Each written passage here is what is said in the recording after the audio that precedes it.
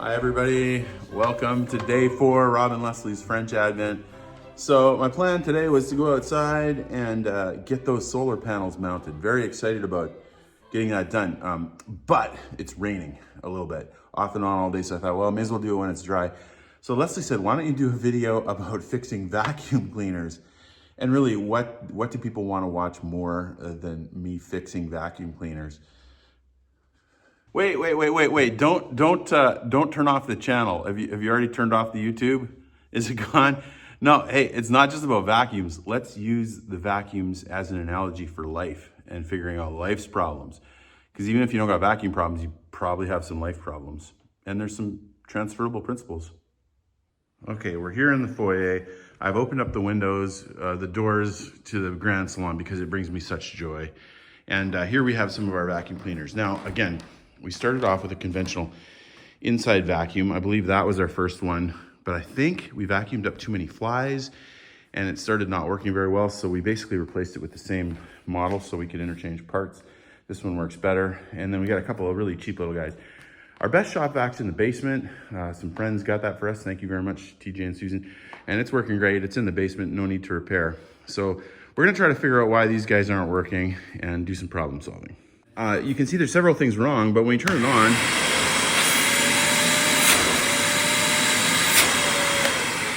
there's lots of good suction. So I think the hose is good, but you can see some problems. Like for one thing, this broke off, like the little holder. And then also you look in there and you're like, oh man, that's a mess. So when let's get a new bag in there and clean off that. And we'll see how much better we can get this. So I'm looking at this and I'm thinking, well, obviously the bag's full and look at that. That needs to be cleaned off. We'll do that outside. But then I looked and I'm like, oh, the bag wasn't even on. Yeah, that's gonna be a problem. Let's get that fixed. So I guess I don't know how much everybody knows about vacuums, but you know, the thing with this is like, the more dirt that's on this thing, the more choked it is and it needs to breathe. So let's get it off. I don't want to insult anyone's intelligence. Some of you guys, maybe you're like, yeah, we obviously know that. Then again, we were living with 25 people and they were all plugged. So apparently people don't know it. Look at how dirty that is, eh? Oh, it's like making a big, and it was already working. So we get this thing off. It's going to work really nice, I bet. Okay, we got all that junk out of there and we got this on solid. We'll put this guy back on, much cleaner, and we'll see how much power we have now. I don't know what your default is when you run into problems. For me, a lot of times I get paralyzed. I don't want to do anything because I don't want to do the wrong thing, right? And so even tomorrow with the solar panels and the vacuum cleaners, you know, you're like, I don't know what to do. The vacuum cleaner is not so scary, but the solar panels, I'm like, oh, I've never done this before. I don't want to mess it up. And so sometimes your fear, it kind of forces you into kind of this passivity or this, what's the word? When you know you're staying, with object in motion stays at motion. And there's no inertia. Oh, there's a good word for this. Or you're just kind of stuck there. Oh, somebody's got to put this in the comments. You know, inertia is the best one I can think of. That's not right. When you're just stuck and you can't get started and you're paralyzed. There's a paralysis. That's not the right word either. But and anyways, sometimes the answer is just to get started. You know, like, yeah, maybe you're going to make a mistake.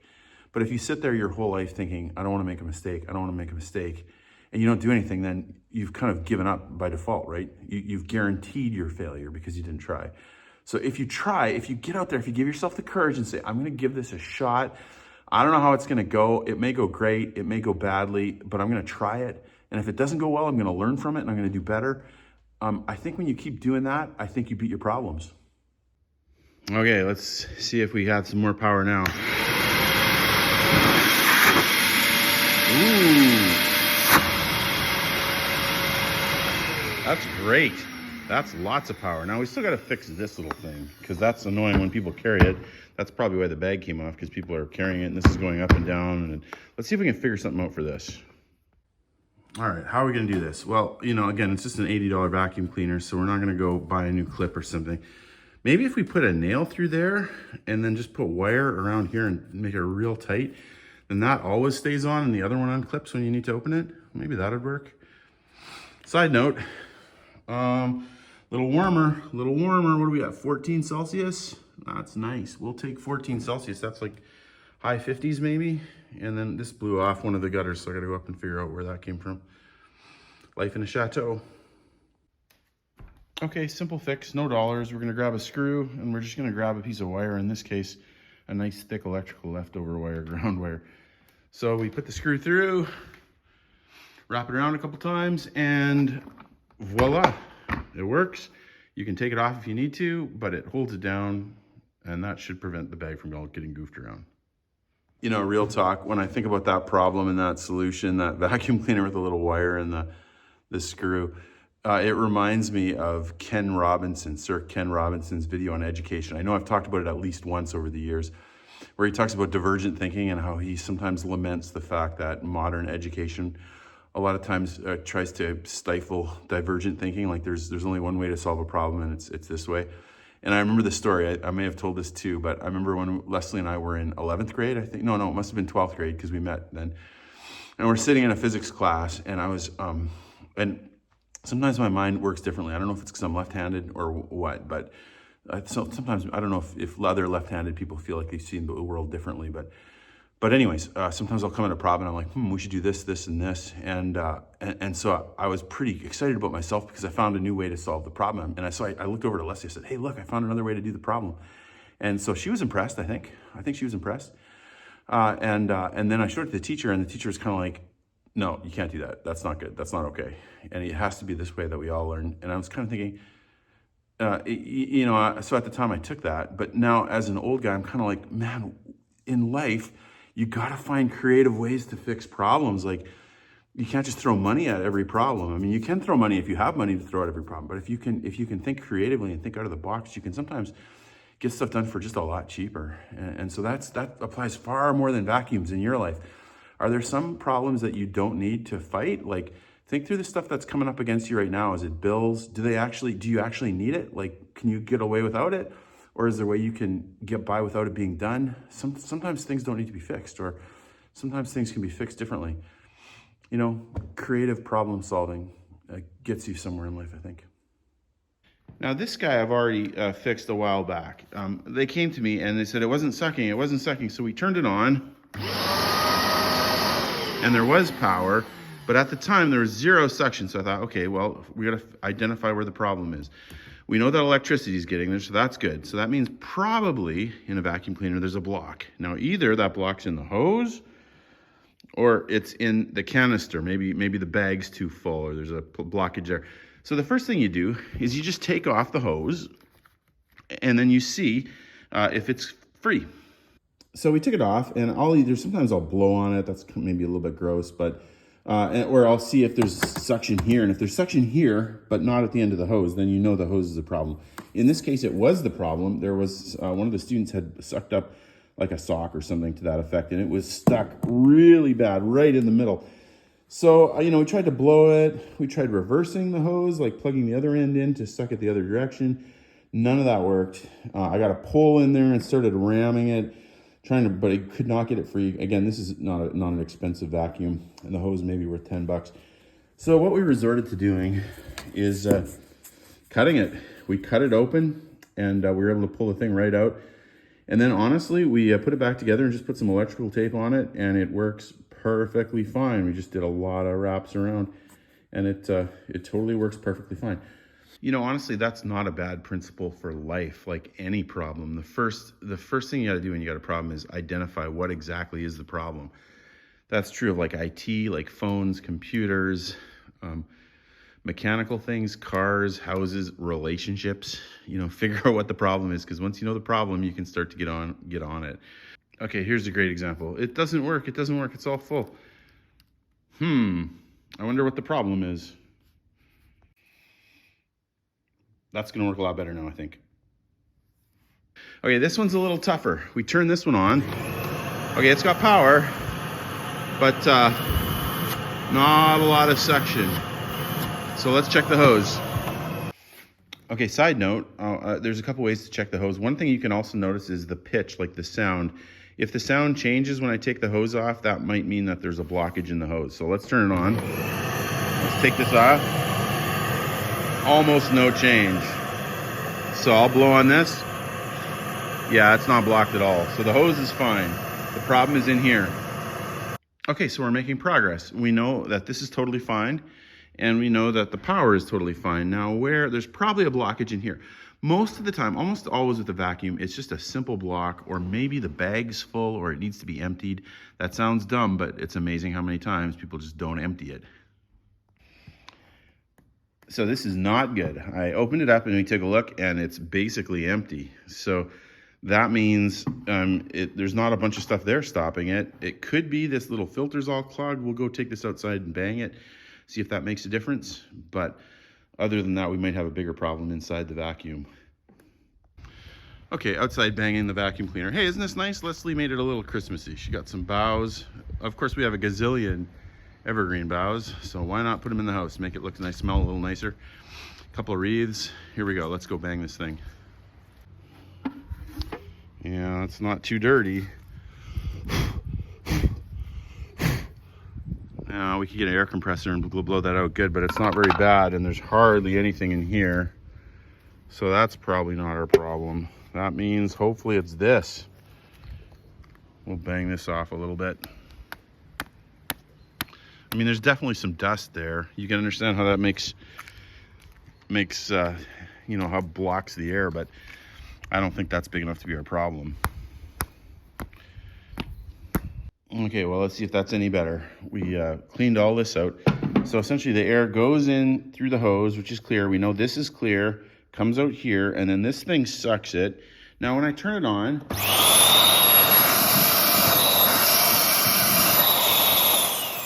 that seems to be pretty good suction, so that's good. That means the engine's working. There's only one more filter, and it's down here. It's down here, and this is just an exhaust. Like the air goes, it gets sucked in here, and then it comes out the bottom, and they don't want to put dust into the house, so they have another one. But this one, you know, it's older. Maybe I should replace it. Probably should, but it's not terrible. Like, you know, when you try to blow through it, it blows through quite easily. So I don't think that's it. Okay, listen, we'll see if it sounds any different when I put the filter in.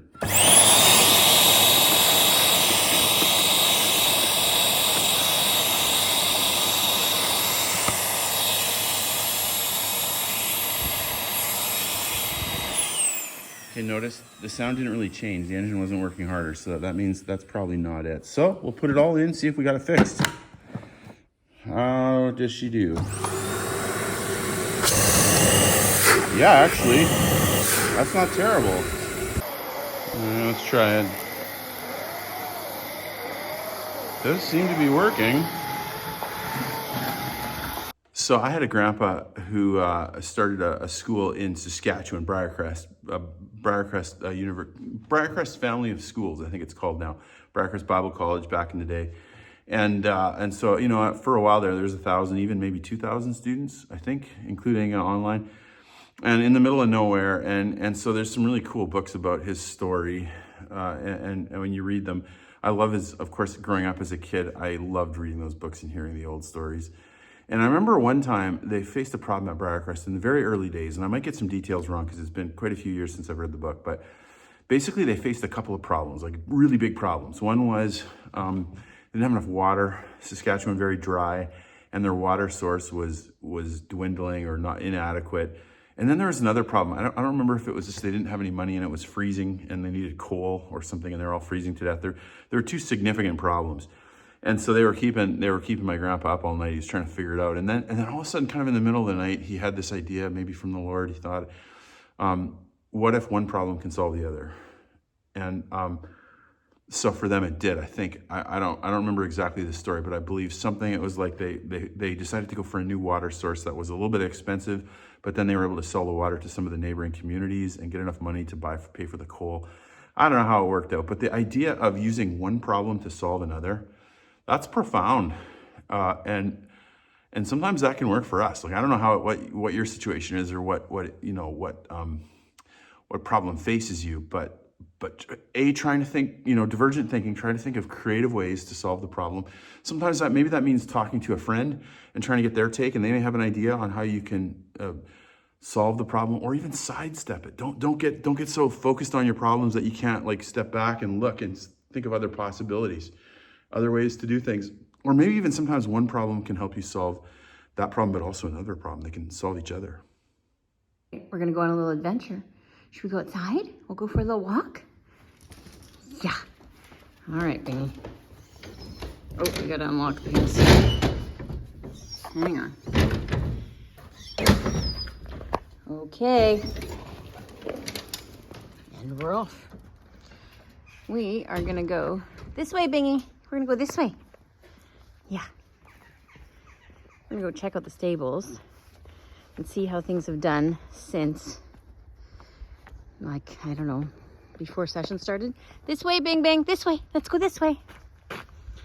And see how the roof is faring. We know there's issues, but let's give it a go while it's not raining and see what the progress has been.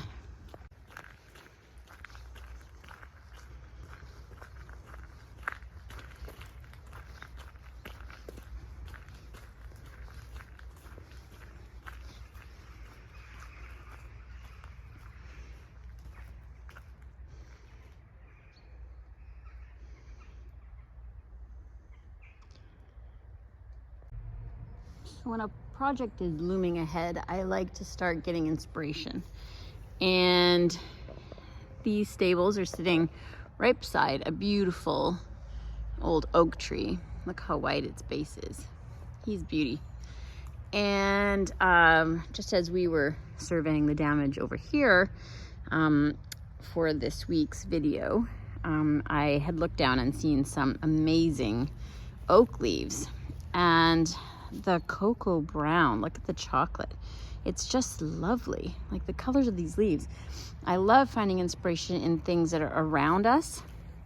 And this is no exception. So in the dark, in the shade, it's just this beautiful cocoa color. And then when you put it into the sun, it illuminates and you can see these sort of tortoise shell markings. And even this one, let's see if we can get it out of the sun, is also sort of cognac colored and rust and beautiful. And you know, these obviously green also, and then the taupe of the bark. I think it's going to be beautiful. And just like when we did our house in Newport, the beach was clearly our inspiration, all the colors of the pebbles on the beach and whatnot. But in this case, I think the oak tree will be our inspiration. And look how big this one is. Like, it's huge. That is a large, large leaf. But I think these are going to be our inspiration, at least for now. Clearly, we're not starting the project yet. But I think we'll take a picture and keep it in the archive and use it as inspiration as our jumping off point. I was walking back from the stables and enjoying all of the amazing weeding some of our students did in this beautiful hedge that's at the front of the house. Look, it's growing, guys. Isn't it great? It's gonna need a little haircut soon. But until then, a lot of the ivy came out. Still some here and there, but boy, did they ever take care of business and took tons and tons and tons of it out. And it is already paying off, guys. So thank you so much for all of the wonderful work you did out here in the rain and in the chilly days, and it looks great. Really a big difference in general at how these roses are going to grow, and then obviously how this boxwood is coming back after being so sick. So look at even the bad spots. We have new growth. Yay. So I've admitted many times that I'm a pretty frugal guy. And when you're sitting in a cold room, mind you, not see your breath cold today. No, could be worse, could be worse. I'm thinking, let's burn some candles because that's gonna throw some heat. And so, of course, we were using the little nubs from this semester, and that was great. And then I found a bunch over here. There's Leslie and Mr. Bingley. Here we go. Whoa. Okay, here. Look at this, mother load of candles. You know where that came from? When we were at Mount Loma, they had an Advent service, and then they were gonna throw them all out. So we were I'm gonna go ahead and take those. I'm gonna take them to France, and they're gonna heat my castle. So yes, your garbage is heating our castle. That's how frugal I am.